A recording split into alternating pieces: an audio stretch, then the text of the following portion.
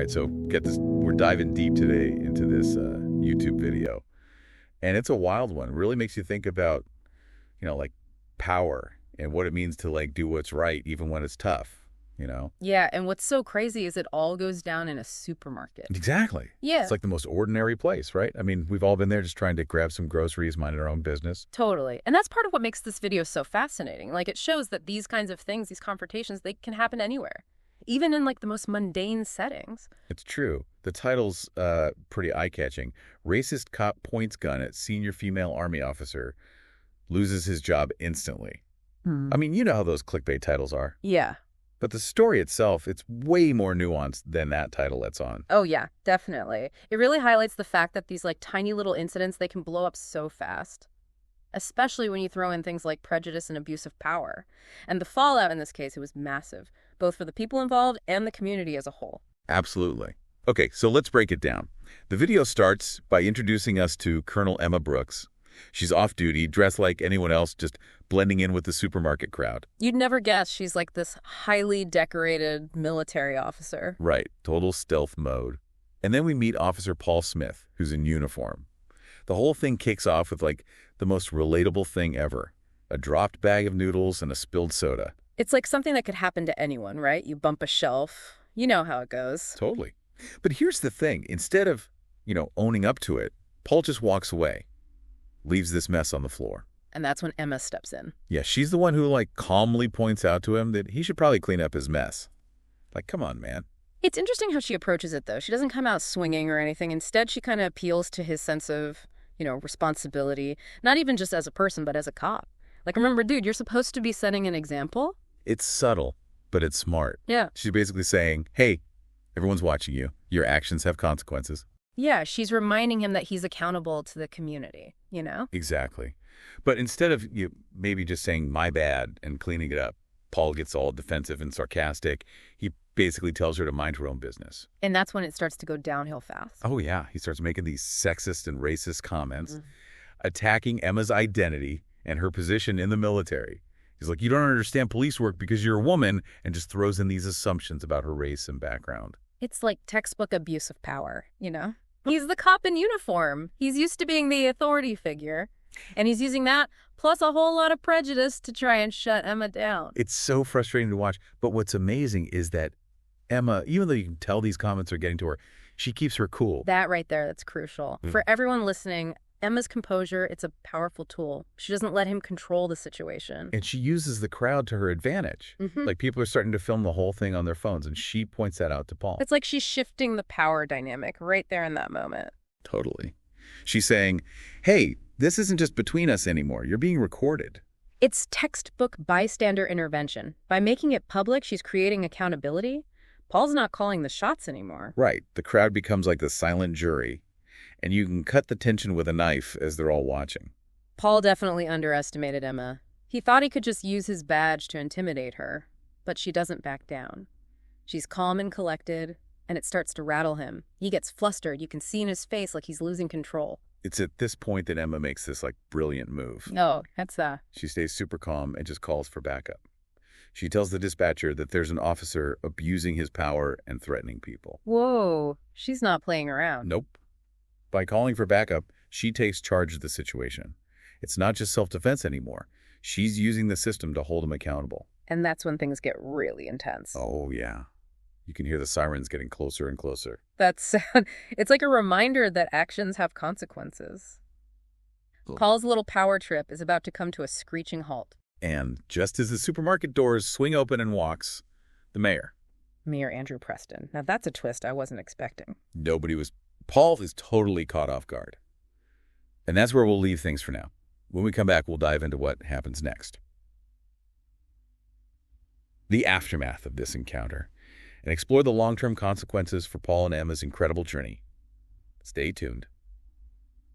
Welcome back.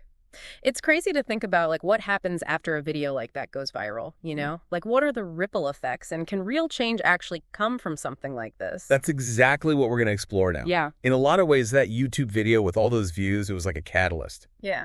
It brought this whole issue of racial prejudice and abuse of power to the forefront, you know? Totally. It made everyone stop and think, like, how many other Paul Smiths are out there? Right. How many of these incidents happen that never get recorded or shared? It's a scary thought.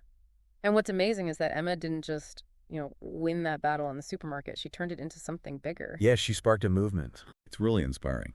She could have just walked away, but she chose to use her platform to advocate for change. Her story resonated with so many people across the country, across different backgrounds. It was like she gave a voice to all those who had experienced similar things but never felt like they could speak up. It's powerful. And she didn't just talk about it, she actually took action. Led seminars, worked with police departments on sensitivity training, pushed for real reform in law enforcement. She knew that real change takes serious effort on multiple fronts. You can't just address the individual cases, you got to shift the whole culture. And a big part of that was encouraging bystander intervention. Yeah. Hey, we all have a responsibility to step up when we see injustice happening, even in those small everyday situations. It's about breaking that bystander effect, That feeling like, oh, someone else will deal with it, or it's not my place. Emma showed how powerful it can be when ordinary people decide they've had enough. Think about the impact this had on those people who had experienced Paul's abuse of power in the past. The ones who felt powerless to speak out or were ignored or disbelieved. Exactly. Emma gave them a voice and validation. It created this ripple effect. Suddenly, people who had suffered in silence felt empowered to come forward and share their stories. It was like this wave of testimonies that just proved Paul's behavior wasn't an isolated incident. It was a pattern. And that public pressure, it forced the authorities to take it seriously. They had to. The outcome was huge. Paul didn't just lose his job, he faced criminal charges. That sent a strong message that no matter who you are, abuse of power has serious consequences. It also showed how important it is to document these things. The bystanders' videos were the evidence. They were crucial, and it highlighted the power of technology and social media, Yeah. That video went viral and generated this outrage and demand for accountability that couldn't be ignored. But the story doesn't end there. While Paul was dealing with the legal fallout, Emma was working nonstop to make sure this whole thing would lead to lasting change. She got it. She knew that real justice wasn't just about punishing one guy. It was about creating a system where this stuff is less likely to happen in the first place. So she became this advocate for police reform, pushing for more transparency, better training for officers, a stronger focus on de-escalation techniques. And she was really passionate about addressing implicit bias. She understood that even good people can have unconscious prejudices, and she worked to implement diversity and inclusion programs to counteract those biases. It's amazing. Her work went way beyond law enforcement, too. She also worked to educate the public about their rights, empowering people to hold those in authority accountable. That's so important. And it brings us back to you, the listener. What can we all do in our own lives to challenge injustice? What would it look like to be more active bystanders, more willing to speak up against prejudice and discrimination? It's something to think about for sure. It is. We'll keep exploring these questions in the final part of our deep dive. Stay with us. It's kind of wild to think that after all this went down, so many people came forward talking about their own experiences with Paul. Yeah. It makes you wonder if his behavior was really much of a secret. Right, like how many people saw what he was doing but just didn't say anything. Maybe they thought it wasn't a big deal, or felt like they couldn't do anything about it. It's like those little everyday moments of prejudice or, those microaggressions. We've all seen them. Maybe we just kind of brushed them off. Yeah.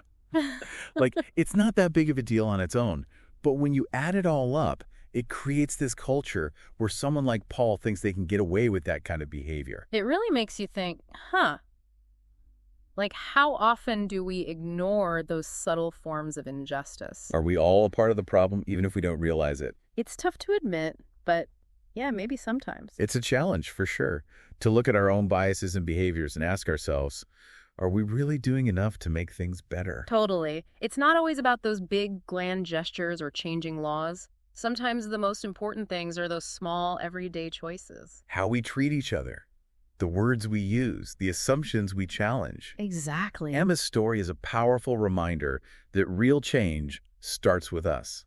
It's about being brave enough to speak up even when it's hard and holding each other accountable. It's about building a world where justice wins, not just in those crazy viral videos, but in our everyday lives. We started this whole deep dive talking about power and responsibility. And I think what we've learned is that real power doesn't come from a badge or a uniform. It comes from standing up for what's right. It comes from knowing that we all have a part to play in making things better. This deep dive has been pretty intense, but I hope it's made you think about your own role in all of this. Remember, even small actions can make a difference. What can you do today to make the world a little bit more just? That's something to think about. Thanks for joining us on this journey. We'll be back next week with another deep dive. But until then, keep asking questions, keep learning, and keep fighting for what's right. I don't even know if you can handle it.